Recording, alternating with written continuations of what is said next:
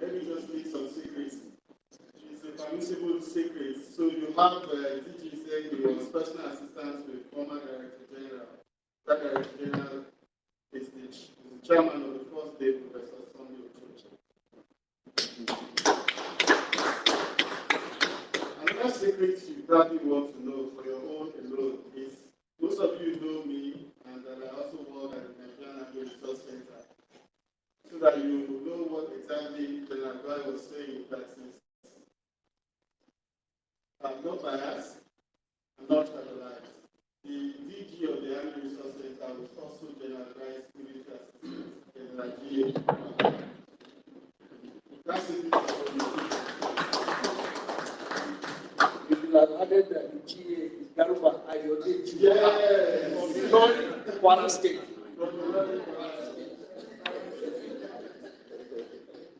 Group one, you have the floor.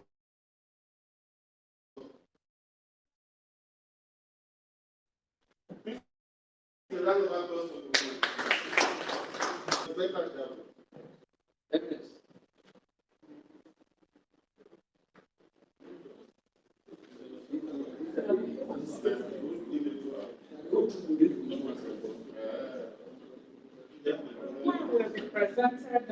One person will present for you. Yes. Okay. Is there a mic here? No, you don't need mic.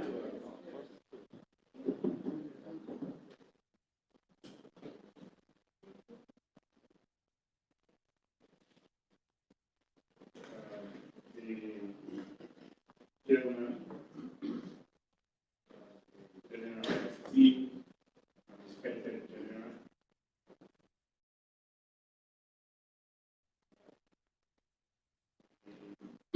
AG, Vision, Course Director, the Group 1, making this presentation, and member of the group, as you can see here, is Barrister Chioma Lulu. We have 5. We have Venerable Adebayo. We have Mr. Aliu, member. We have Right Reverend Petrus Akali and O.S. Achim. Sorry, just to remind you that Okay, so I'm very fast, and we have a case study that we were given, and the case study, the southern part of Nigeria has been under siege by terrorists called Maui. The group is a bid to achieve the objective of removing corrupt government, rape, murder, raising down of villages, suicide bombing, and host of other criminal and inhuman activities to prove their point. The government also in a bid to curb their actions and deploy military power, but these are succeeded in making Nigeria very unsafe. Cases of mass number of refugees and internally displaced persons have families have been torn apart, loved ones killed, career cut short. It looks blood for many children amidst poor living conditions for a lot. The government eventually captured the region and decides to utilize both restorative and transformative justice in order to restore healing in the region after due concentration. So that was the case study scenario that we were given between terrorist activities in Angola. But we've been here for the past 3 days now, and we've been talking about transformative justice and reconciliation. From the group, the first question was, as one believes in injustice and fairness, what do you think about the decision of the government to use transformative, restorative and transformative justice So from after deliberations, we agreed that the government's position and decision to use the restorative and transitional justice to restore peace to the community, very innovative and a welcome step approach to take, given the instructions activities that have taken place, occasioned by Maui terrorist group in the region. Of course, while the approach to address the legacy of abuses articulate pathways to sustainable positive outcomes, it may also foster reconciliation as well as hold the perpetrator accountable for their transgression. Of course, the first slide of that presentation, you can see clearly the picture there. We say that forgiveness does not replace justice, and that is what the group believes in. And the question 2 talks about how can transformative justice approaches be utilized to help victims heal. Of course, we believe in victim-centered approach. So the group believes that they need to prioritize victims' need, dignity, and empowerment by establishing a concrete and tangible remedies for the victim. And also doing this maintains material compensation or symbolic reparation where perpetrators render services of values to victims, such as providing labor on the farm of the victim, or attendant to victims who are still recovering from their injuries. Of course, again, perpetrators would also provide labor to support the reconstruction of destroyed properties of the victims and rebuild public infrastructure in the conflict-affected community. So we do not believe that it is only in terms of economic reparations that should be provided, because talk about the symbolic reparation. So we also look at community-led initiatives that engage and ensure members of the affected community, particularly women and the youth, are at the heart of decision making when it comes to designing or articulating policies that have to do with peace building and, of course, in terms of the implementation of such policies. We also believe that the conduct outreaches and awareness campaign is also very key. This is the awareness campaign can be leveraged to raise awareness about the needs of the victims.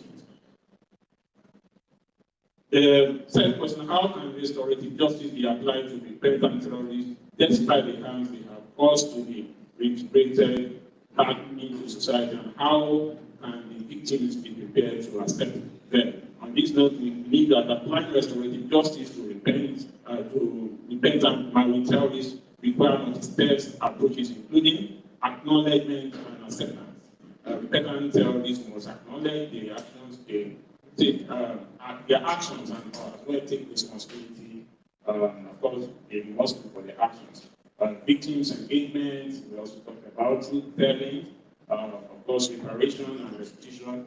On this, we believe that the terrorist makes amends and render community services, restitutions, or other forms of reparation. Question 3, how can restorative justice be applied to repentance? Continues faith. Of course, this one speaks to preparing victims. Of course, we talk about the issue of support and counseling, provide victims with ongoing support, counseling, and therapy. We also talk about in terms of information sharing and, of course, empowerment, which have been talked about earlier, empower victims to make decisions about their level of involvement in the process. Of course, in terms of issue of safety and security, victims want to ensure that security and safety and security concerns are addressed. Of course, in terms of community engagement, engage victims' community in restorative process. Question 4, how would restorative and transformative justice be used to encourage dialogues and understanding between the victims and the perpetrators to engage that reconciliation and rebuild relationships? We believe that strengthening capacity of key stakeholders such as leaders of faith and culture, community-based security agents, community leaders to lead mediations and victims perpetrator dynamics, as well as support local social cohesion reconciliation process through multiple town hall meeting, committee meetings and sermon and event. Of course, even the institute is the center of some of these things. It's listed. Now, question 5, from the community level, how can restorative justice be deployed to involve all stakeholders in collective healing, decision-making, and rebuilding effort? Deploying restorative justice at the community level requires a collaborative and inclusive approach, a whole of government and a whole of society approach. We believe that no one should be left aside. Here we offer some framework, step-by-step framework that can be deployed.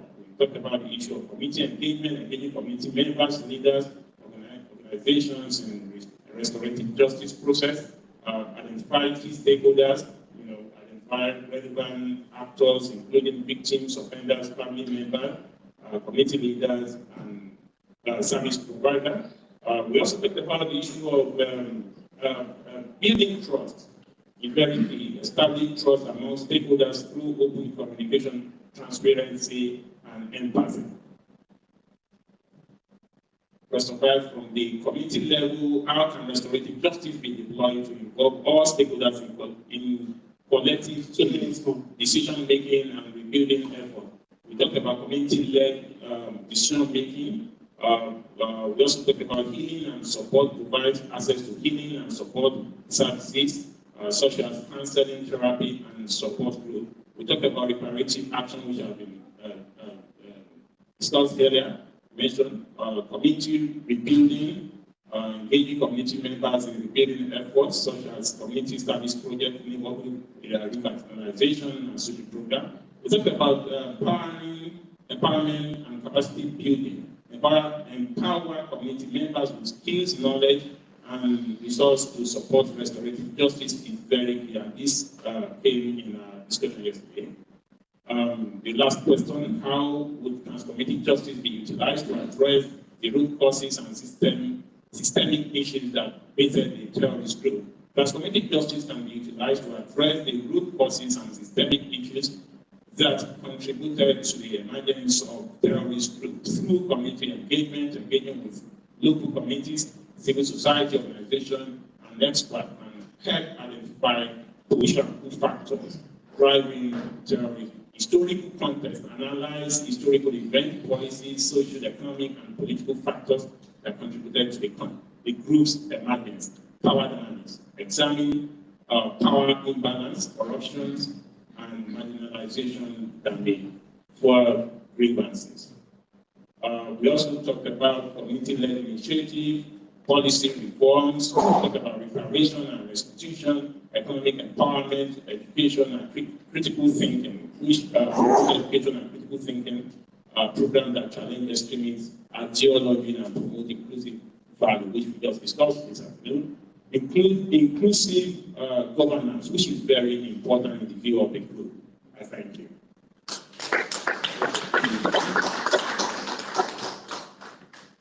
Thank you, Gupwan. Please, a round of applause for Gupwan.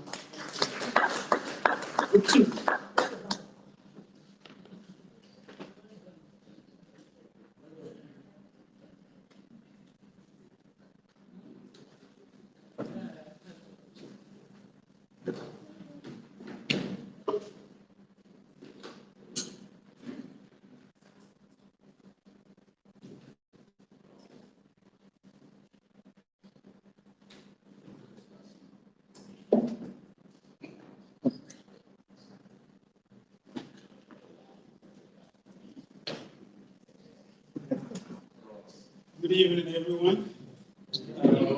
Proceed with the executive for the evening afternoon.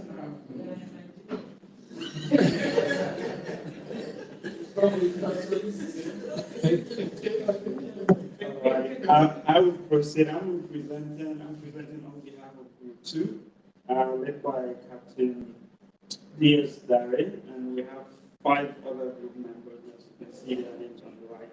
And the scenario we were given as a group is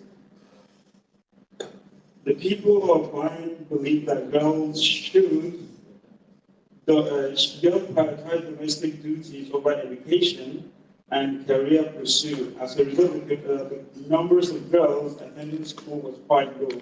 However, the situation worsened with the outbreak of insurgency in Anga, a region close to Bayan. Although the enrollment of female students was already low, the rising insecurity led to significant decrease in their numbers. Additionally, severe economic conditions made life difficult for the community. Many parents chose to marry off their daughters to alleviate financial burdens. Some girls even became victims at the hands of terrorists. There was also an increase in domestic violence, and some displaced individuals in camp resulted to transactional sex for food and security, even from those who were supposed to protect them. These circumstances have caused considerable psychological and emotional trauma for both young and older females. And we are asked to address 6 questions, which make them very brief. But first, look at the gender equity, which is simply referred to the fair treatment of individuals based on their gender, ensuring everyone has access to equal opportunity. So one of the first questions we have here: what reconciliatory measure can be adopted to ensure holistic healing? And the response we have here is holistic healing is a wellness approach that considers the interconnectedness of the physical, mental, social, and spiritual aspect of health, aiming to treat the whole person, not just the symptoms. It involves also identifying and addressing issues across these dimensions. So basically just treating it from the root cause of the problem. And I'm not going to just read the whole thing, I'm just trying to concise because of time. And the second question was, what effort can be taken to provide trauma-informed support for rescued adopted girls? Providing informed trauma support rescue adopted girls, that requires a comprehensive approach that addresses their emotional, psychological, and physical needs. This can be achieved through specialized counseling, so involving experts. I mean, we have had a lot during the last few days about trauma and healing, so it's not something that we put under the carpet, but also it involves everybody from everything from the spiritual, psychological, and also the physical aspect of all that they have gone through to be able to make sure that nothing is swept under the carpet. Yeah, and I'm going to proceed to the question number 3. What strategies can be implemented to ensure victims of gender-based violence receive psychological and legal support? Legal support, which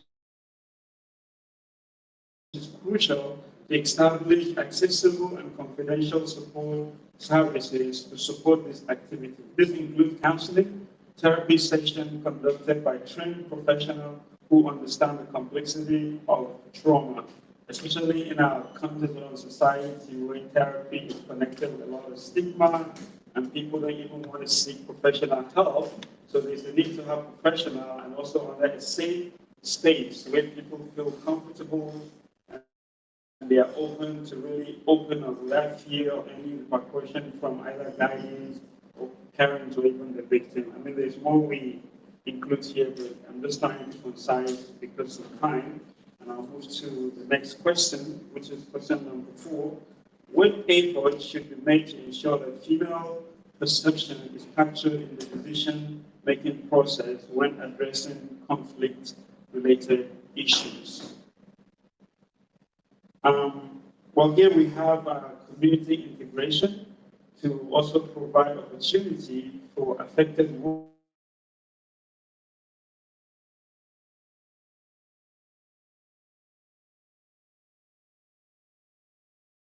practice the sense of the question, what is workable solution for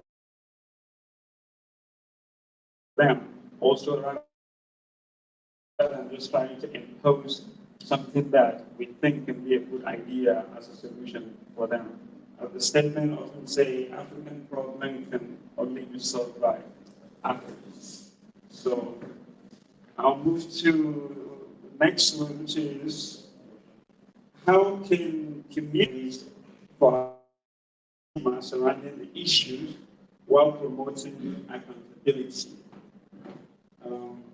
We have also, so here we have also an empowerment program, developed program that focuses on skill building, self-esteem enhancement, and leadership development to foster independence and confidence among these girls. So these are some of the responses we gave. And the last one, not second to the last one, what can men and boys play in actively support advocating for their right and well-being of women and girls in the post-conflict stage? And then we also have the cultural religion, which is one of the last questions we have. I'll just combine them together. What role can cultural religious leaders play in facilitating discussion that promotes understanding, forgiveness, cooperation among community members?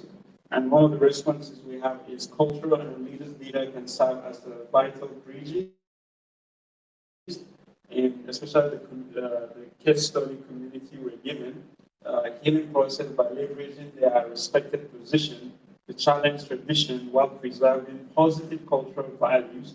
They can facilitate community dialogue that can reframe girls' education as complementary to rather than contradictory, with focus on cultural identity and family well-being. By leveraging their moral authority, they can condemn. Okay, that's no mind.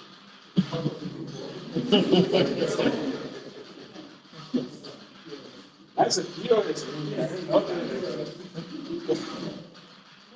Sorry about that. I didn't know that you can make combo. I just call it pure.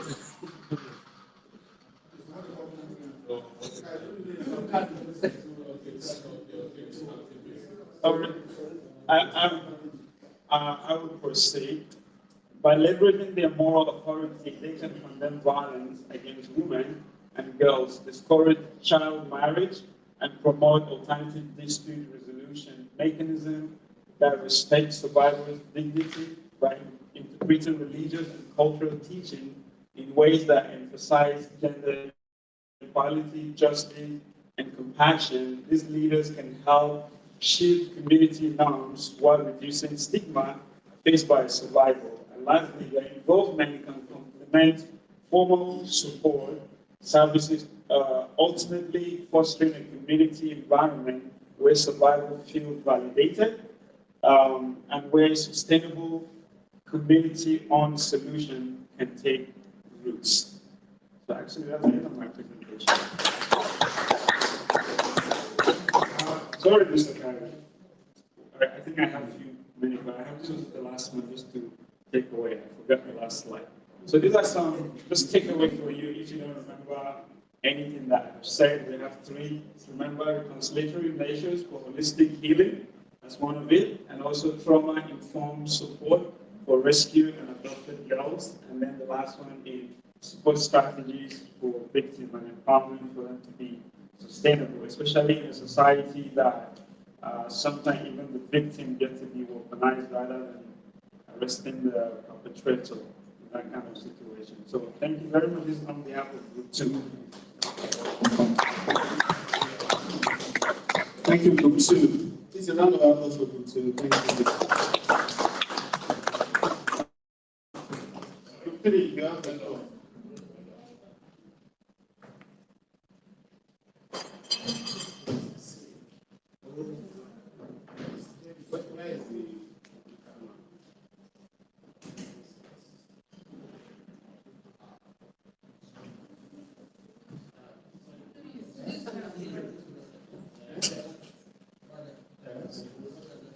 Look, it's fine.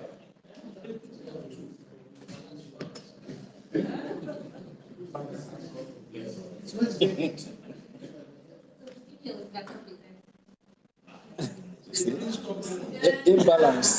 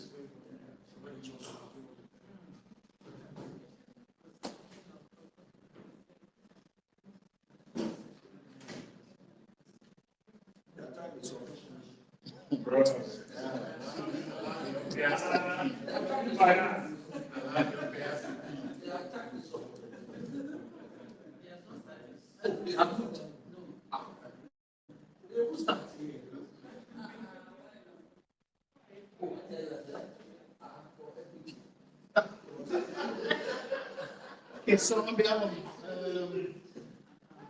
Group 3, led by Bishop Sam Buell SL4 and the other members here, Paina EOB, A.N. Thomas, Commander H. Mohammed, and myself, the presenter, Reverend Father Bonnie Kesnego.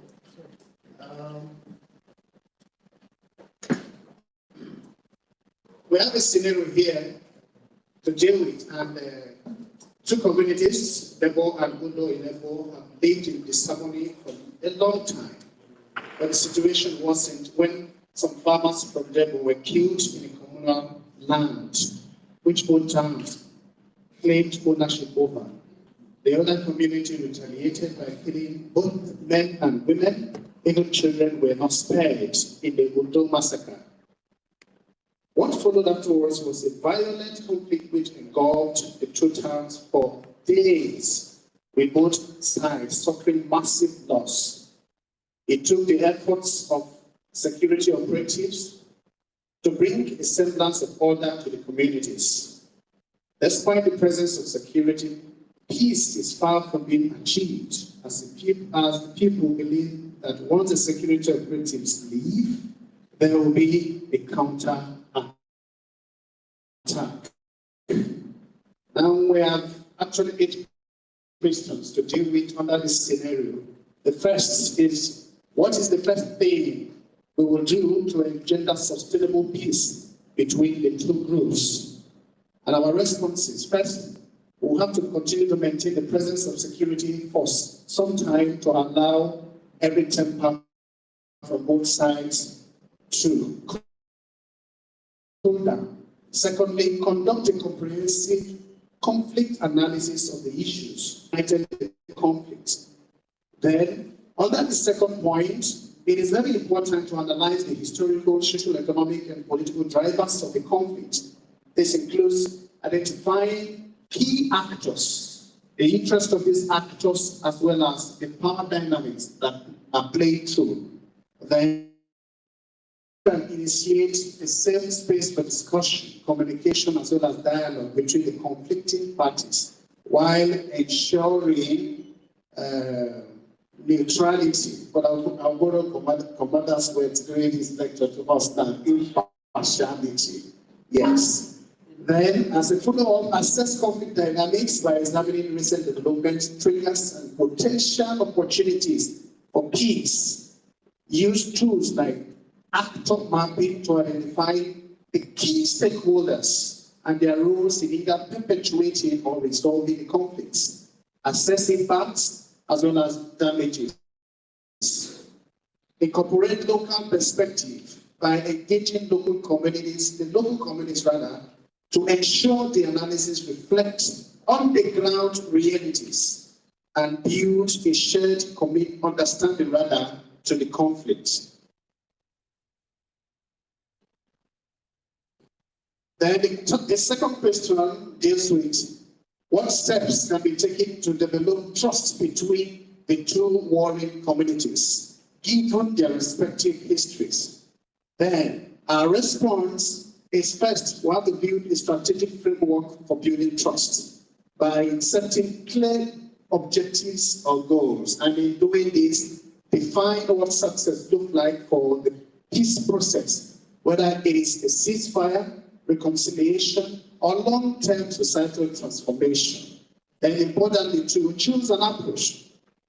That is, here we decide between incremental steps, for instance, confidence-building measures, or comprehensive agreement where nothing is agreed on until everything is agreed upon. Maintain transparency throughout the entire mediation process in order to build trust. Then, of course, very importantly, through integrating inclusivity to ensure participation by and from all relevant stakeholders, including the victims and from both sides, marginalized groups such as women, youth, or even minority groups within the communities. The third question bordered on how can mediation process be established to facilitate discussions and negotiation. Here we're dealing with trust building, especially among the stakeholders that have been selected. And here we want to create a safe space for dialogue by facilitating open discussions where parties can freely express their concerns without fear of judgment or even fear of retaliation. Then we have to engage influential leaders in the communities, involve trusted community figures, or here religious leaders, traditional rulers of both communities to build credibility and foster trust. Then prejudices also have to be addressed using interfaith and intercultural dialogue approaches to overcome historical grievances and biases. On that too, we hold that there is need to engender sustainable peace between parties by establishing and nurturing systematic planning to allow peace to take root within these communities. Yeah, on the fourth question, we just have one singular response. How would you go about discovering the roots of the conflict and how would it be addressed? Some type of reference, please. Do a historical assessment of the conflict to determine facts of causes, the grievances, and elements or traces of injustice as well. The fifth, how would you ensure a platform is created to enable the two sides to have their say? A response creative platform for conversation and dialogue is the caption there. First, we have to engage the parties separately, ensuring impartiality again. We use the word neutrality here. Then identify relevant stakeholders from both parties and contact them independently. Engage and invite neutral mediators, impartial mediators or facilitators to guide discussions. Set the ground rules of engagement to enable both parties have their fair say when you call both to the dialogue table, which is reflected there. Then we go to the sixth. What reconciliation initiatives will you recommend? First, ensure active and attentive listening, devoid of interruptions by either parties. Facilitate discussions that can help them identify their common interests, common goals, shared values, and even common grounds that they have shared in their histories before the conflict ensued. Ensure that parties offer apologies and acknowledge wrongdoing where need be. This will facilitate healing. Consider also transitional justice and employ alternative dispute resolution mechanism where the need arises. Second to the last will be what long-term developmental plans can be adopted to address the root causes of the violence.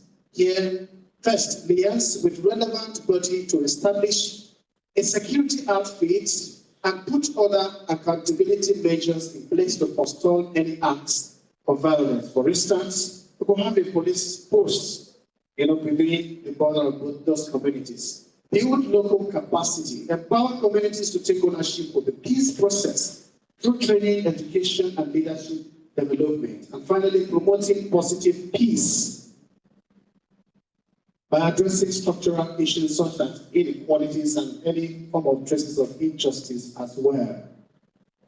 Yeah.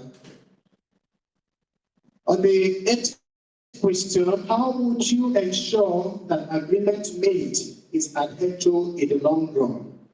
Establish a monitoring and evaluation body made up of trusted stakeholders from both communities. Regularly report and evaluate progress towards agreed action points. Clearly outline consequences of failing to adhere to the agreements agreed upon. Celebrate successes and milestones in the implementation of the agreements to reinforce commitments.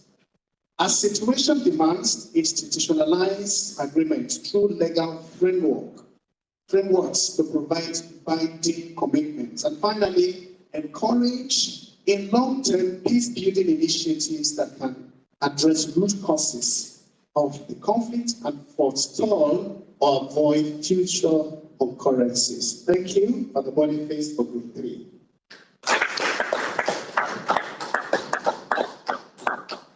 Okay, I thought you were.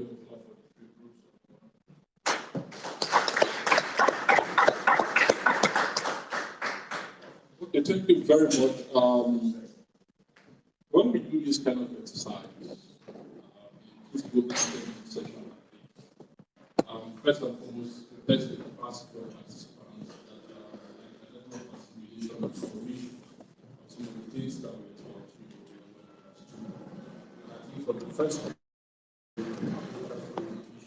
creating a just society, for the second group, and the third one, building a peace collaboration process clear from the level of writings that we read from the board and the level of inspiration from the presenters. It was clear that there is a very strong assimilation of the respective participants in the respective groups here. So I thought the platform. Another thing to do is that as simplistic as this exercise looks like, they are all real life situations. They are all lived experiences, and the experiences that people are still living up to date. So when we walk around, navigate this kind of corridors, either as a military security operative, as a non-security operative, but as a peace builder, you must have in mind first and foremost that you are dealing with human beings. And there is a need even for conflict sensitivity. I saw somebody wrote about flexibility and adaptability in one of the presentations that you won. There is need for conflict sensitivity. Conflict sensitivity is that as a military personnel, there is a crisis on the ground. You don't go there to cause more harm. What it means is that you have to maintain a professional standard of operation, that does not allow certain things. You don't go in a society that is suffering general crisis, as a military operative, go create more gender, reinforce gender equality in certain places. The point I'm trying to make is that military conduct shows clear professionalism. It means that one, issues around rape, abuse, is completely zero tolerance for it. So as a military operative who has undergone this kind of training, even among the men, zero tolerance in that area of operation. You don't allow that kind of thing to happen because as a professional, it's the integrity of your profession that you are maintaining on the field of operation. If you look at the scenario painted in all these places, there are severe crises that human beings are going through, real life situations. If you are not a military personnel, you are a peace practitioner like those of us who work in government institutions, and you have the privilege to be on the ground where some of these things are real life happening, and then you see bombing, you see people running down that stuff. You now know that these are very big experiences and why we must take these things serious. You can see the critical role of everybody. I'm speaking to the whole team now. The critical roles of everybody that you see here. The military, the security, the police, they all have their key roles to play. In most of my sessions, I say there is a crisis anyway, you will never see me here, particularly when there is violence. The reason being that the people with sole monopoly for the management of violence resides in an authorized agency, which is the military, the policing institution and other security institutions. Peace builders can always come when they've cleared the pathway. My brothers and sisters, if you not clear the pathway and there is crisis somewhere, don't put your head there. Wait until there's some level of peace has been restored. Then you can begin to talk about issues around mediations and all that. If you look at the first one, you can see the counter-insurgency operation that took place in that particular land there. Because when there are violent actors, this will be not even very good. The language you understand is violence and then superior violence. So at times it is that superior violence that brings them to the table of dialogue and table of discussion. So I thought that it's important that we mention that here. And I think another takeaway for me is what I term productive and independent, restorative and transformative justice system. How do you do, like what we have in Borno happening there? I call it independent, restorative justice system.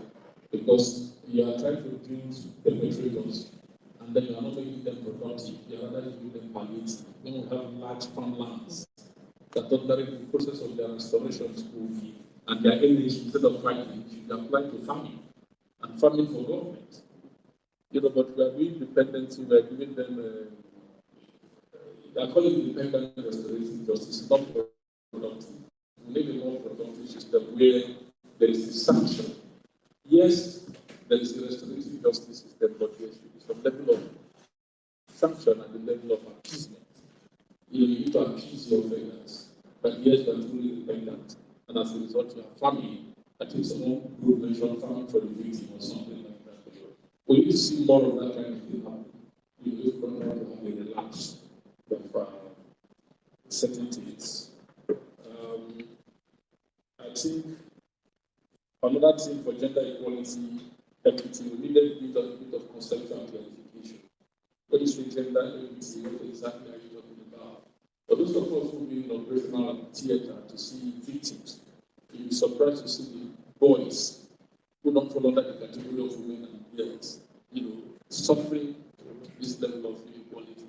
In terms of sexual abuse, some of these boys are being raped. No, that's the truth. We're in this place, so we talk freely.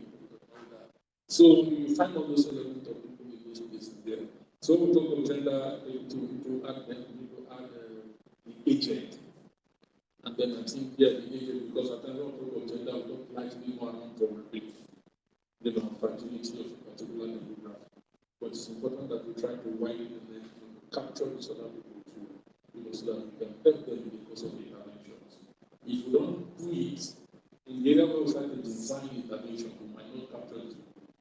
That is why some of the very focused plans we have, from Northeast and all that, we need to disaggregate people living with disability, disaggregate the aged people and all that, so that we can do target specific interventions for these categories of those demographics. And I think that is important, and we need to re-echo it and re-emphasize it in our respective workplaces. I think on the final note, the tech group building the peace intervention process. We talked about the question for how will we go about discovering the root of the conflict. In this kind of class, for example, there are tools of analysis that are used. And those tools of analysis also include historical analysis. For example, if you decide to use the tree model of analysis, conflict analysis, you see that the tree has its roots deep under the ground. So what they are saying is that you need to go deep under, to find the history of it. So you're able to find other components of it. If you're using the onions analysis, the onions have different layers of it. The inner layers help you to understand some of the history, and the latent and the manifest causes of some of this conflict and all that. So I think overall, I want to say that I'm super impressed that I was able to make this meeting because of the level of presentation that took place here. And I want to ask that you clap for yourselves.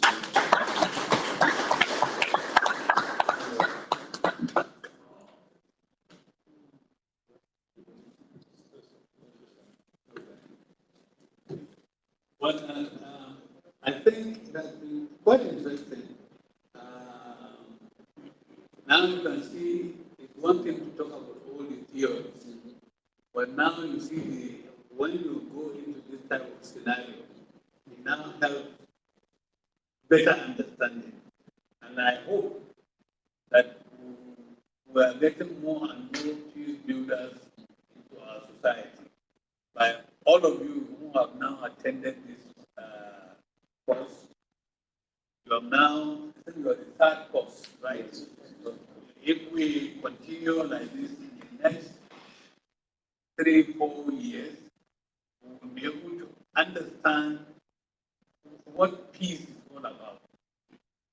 And when you want peace, you have now realized the issue of reconciliation. We don't reconcile people, the issue of peace with the people. If those who see themselves as victims and nothing is done, tomorrow they will become perpetrators. So it is important that people understand and realize, as we said in the last discussion, that put yourself in the other person's shoes. What you do not want people to do to you, please don't do it that way. So if we continue to build, we will have a better society that instead of destroying what we have, we will have enough money to develop what we have. Thank you very much.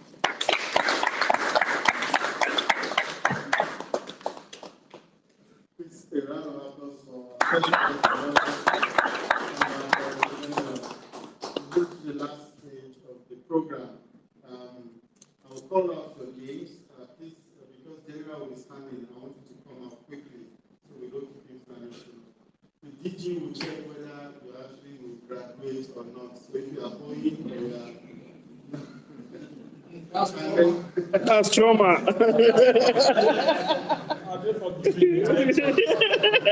You have to forgive them. You have to forgive them and reconcile later. So I'll hand over the certificate to the DG. The DG will give it to the special guest of honor and the certificate over to you.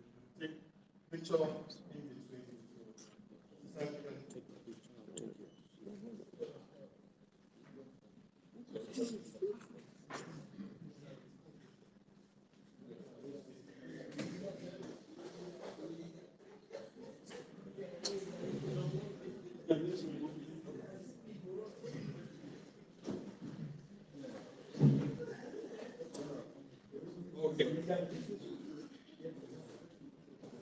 All the people you do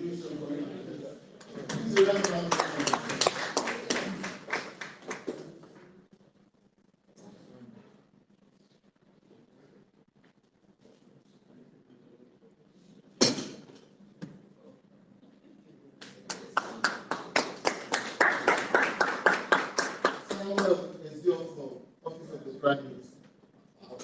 Please, a round of applause for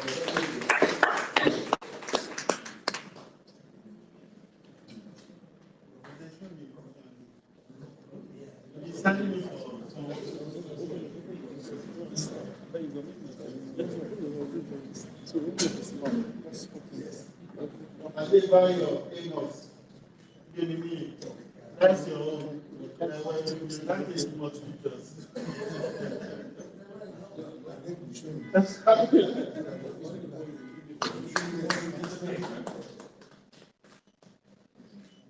Martin Efali.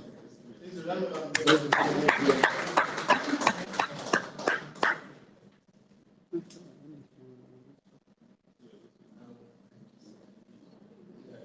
Final Obi. Please round of applause. I thought you did back in for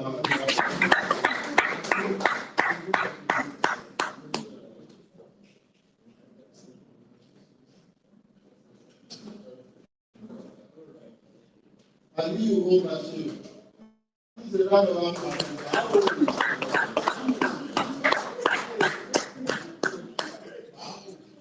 Sorry, sir.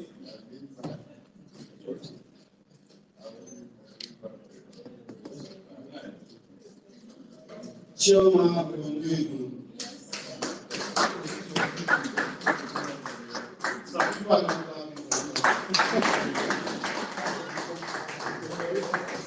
Ibrahim.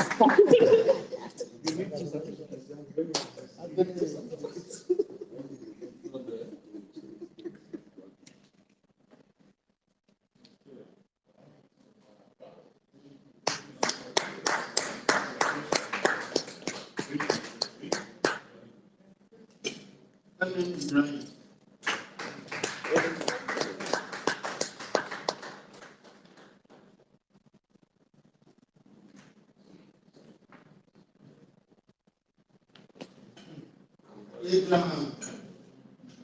Nabo Thomas. It's another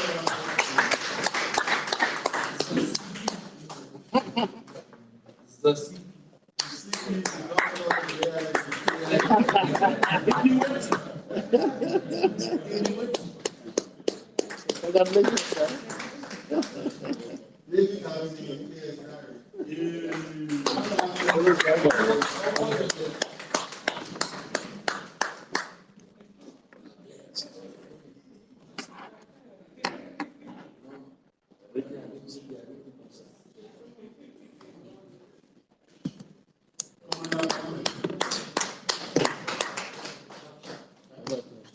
This is another one of the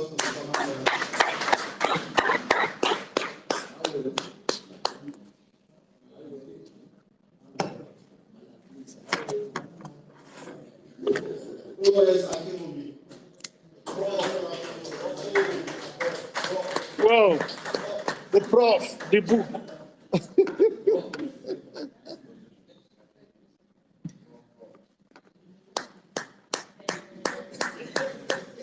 He's the prof of our class.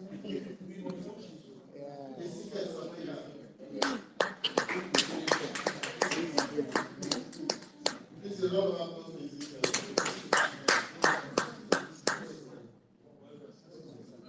Then go Boniface Akon. Thank you.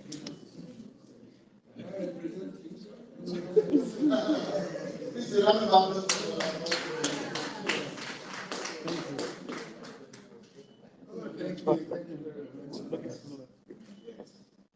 Bishop Alkali. We said it. I'm trying to do this straight. Yeah, okay. That's an all the way. Obama Jennifer Michael.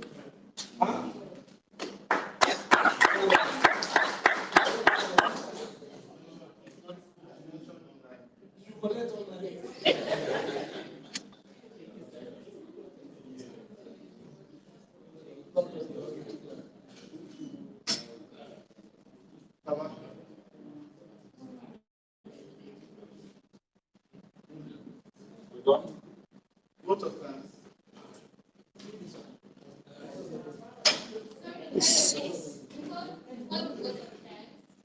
Yes, sorry. I just want to throw it out to the participant or students that, are you not the students? Okay, participant. Alright, just a quick one. Just to say that peace building, there's a lot going on in peace building, paper publications, research work, and a lot that you can apply yourself to, especially education institution, University of Abuja base, now in the academic space. So please, it's not something we should just skip and it should get off the dust. You can utilize those certificates, write more publications, write on gender and peace building. We have a lot that we've not touched on. So this is an open invitation for anyone who is interested in publications. We can work together and see what we can do. So thank you.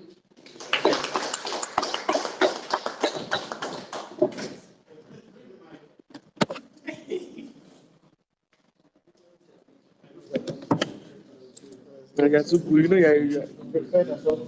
Prepared at all times.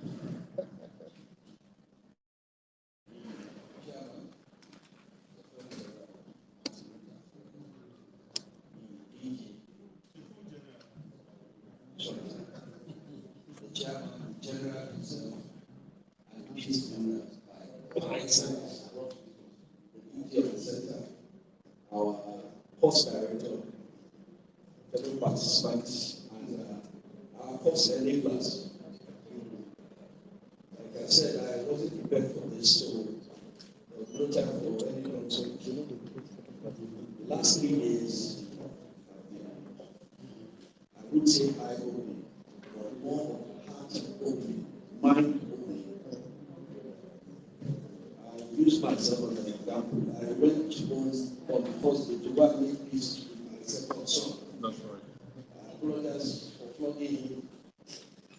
Some years ago, yes, he was. And this course is not something I was looking forward to because I just wasn't prepared. And it has turned out, like I told my colleague, Madam Chairman, that I would have regretted not coming. It's not a cost for the academia alone. It's more of a cost for somebody who wants to find the true meaning of life. Living at peace with yourself, human beings, and your creator. Ultimately, that's the essence of our existence. Whether you're a religious person, whether you don't believe in religion, this course speaks to the essence of your humanity. And I think if we can continue to cascade this, we're in for significant structural changes. And we're talking about positive changes.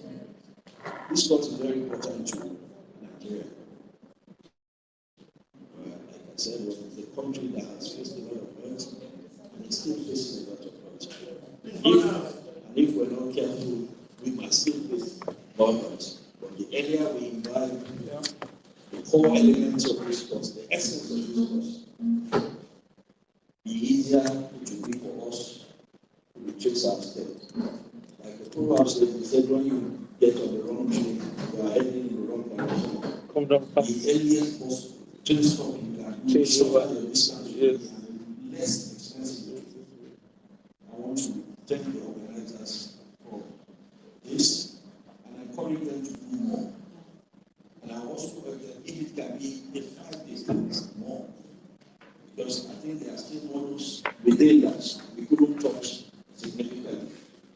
So, on behalf of all of us here, participants and others, I want to say a very, very big thank you. I wish you many more success in the future. God bless you.